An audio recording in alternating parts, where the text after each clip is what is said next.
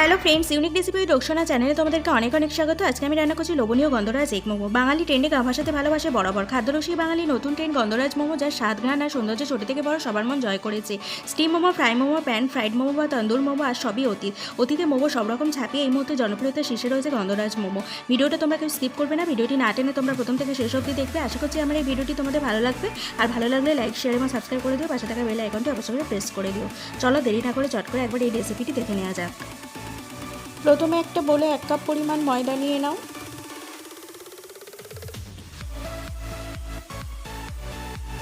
এবার ওর মধ্যে সামান্য পরিমাণে নুন দিয়ে দাও। এবারে 1 টেবিল স্পুন মতো গন্ধরাজ লেবুর রস তোমরা ময়দার মধ্যে দিয়ে দাও। দিয়ে ময়দাটা ভালোভাবে তোমরা একটু মিশিয়ে নাও।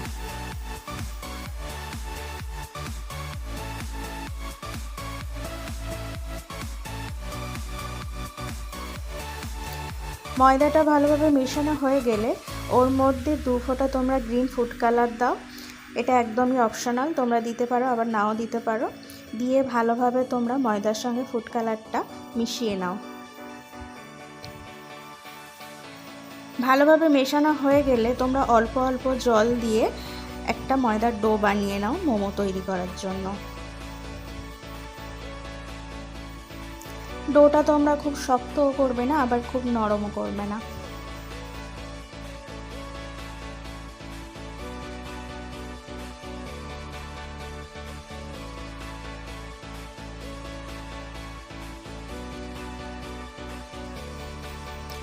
এবার একটা কড়াইতে তোমরা সাদা তেল দিয়ে দাও।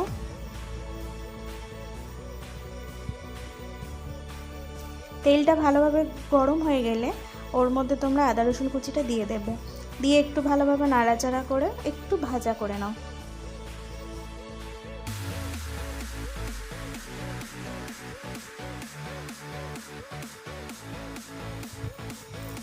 আদা রসুন কুচিটা একটু ভাজা হয়ে গেলে ওর মধ্যে পেঁয়াজ কুচি এবং কাঁচা লঙ্কা কুচি দিয়ে একটু ভালোভাবে নাড়াচাড়া করে ভেজে নাও।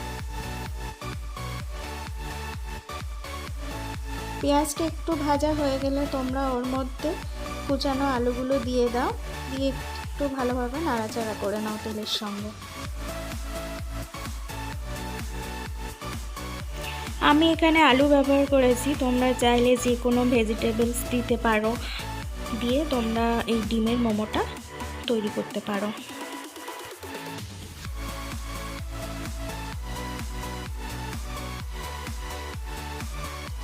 এবার তোমরা দিয়ে দাও স্বাদ অনুযায়ী, যে যেমন নুন খাও পরিমাণ মতো লবণ দিয়ে দাও। দিয়ে ভালোভাবে নাড়াচাড়া করে তোমরা আলুটা একটু ভেজে নাও, যাতে আলুটা প্রপার কুক হয়ে যায়।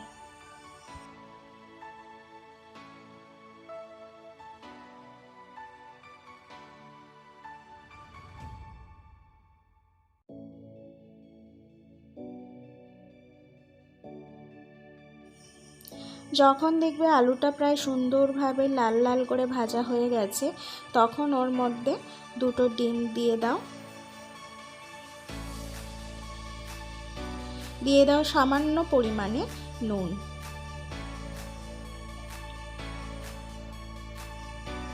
এবারে তোমরা ডিমটাকে ভালো করে ঝুরি ঝুরি করে ভেজে নাও।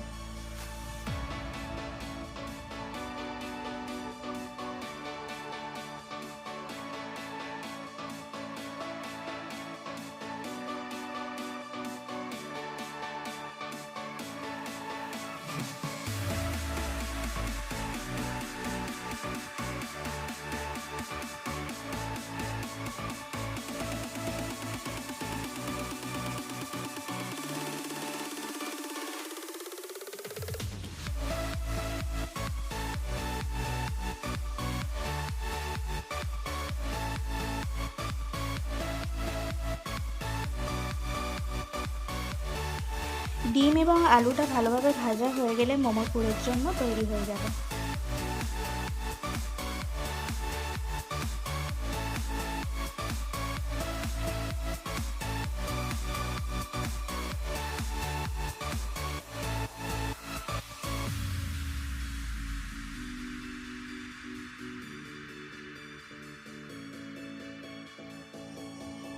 এবারে মোমোর জন্য ময়দাটা একটু ভালোভাবে মেখে নিয়ে ছোট ছোট ভাগ করে নাও।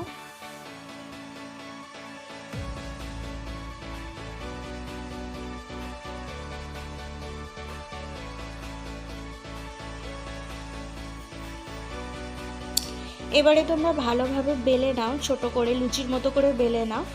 আর লুচি যতটা মোটা হয় অতটা মোটা হবে না, এটা একটু পাতলা করে বেলতে হবে।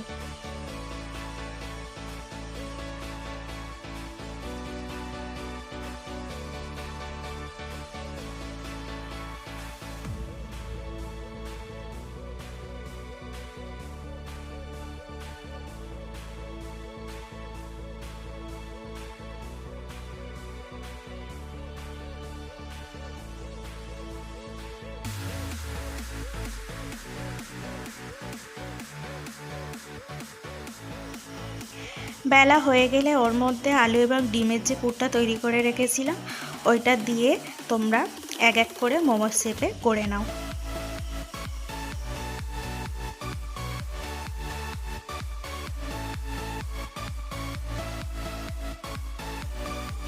এই মোমোটা কোনো স্যুপ ছাড়া, কোনো সস ছাড়া এমনি শুধু খেতে খুবই ভালো লাগবে।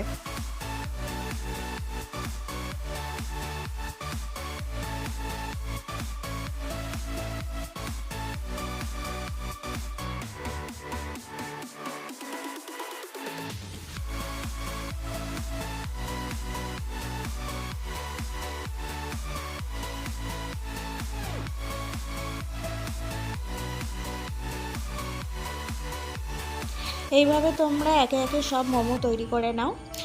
আমি এখানে কোনো মোমো মেকার ইউজ করছি না, কারণ আমার কাছে কোনো মোমো মেকার ছিল না। আমার কাছে এই ধরনের একটা চুবড়ি টাইপসের ছিল।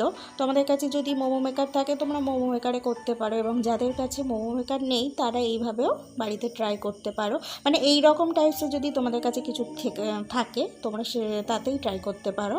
তো এবার মোমোগুলো এই চুবড়ির মধ্যে তোমরা একে একে সাজিয়ে দাও।